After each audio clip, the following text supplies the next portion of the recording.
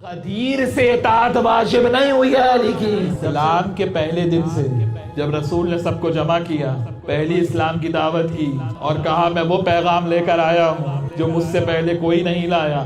کون ہے تم میں سے جو میری مدد کرے گا، میرا بھائی کہلائے گا، میرے بعد میرا خلیفہ ہوگا، میرا وصی ہوگا، میرا جانشین ہوگا؟ تو یہ تو آپ نے بچپن سے سنا ہوا ہے کہ بڑے بڑے بزرگ بیٹھے رہے اور علی بن ابی طالب نے اٹھ کے کیا کہا؟ انا ناصر یا رسول اللہ، میں آپ کا مددگار ہوں۔ علی نے کہا میں آپ کا مددگار، تو پیغمبر نے جواب میں کیا کہا؟ انا ھذا اخی۔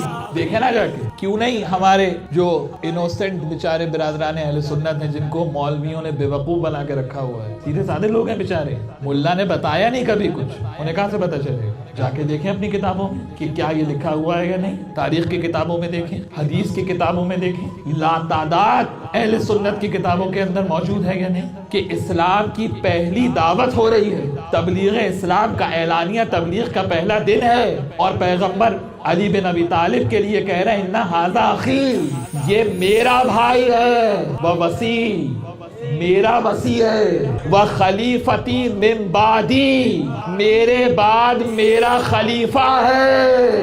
تو یہ جملہ ان کے لیے بھی ہے جو کہتے ہیں کہ علی کو ولی کہا تھا، خلیفہ تو نہیں کہا تھا۔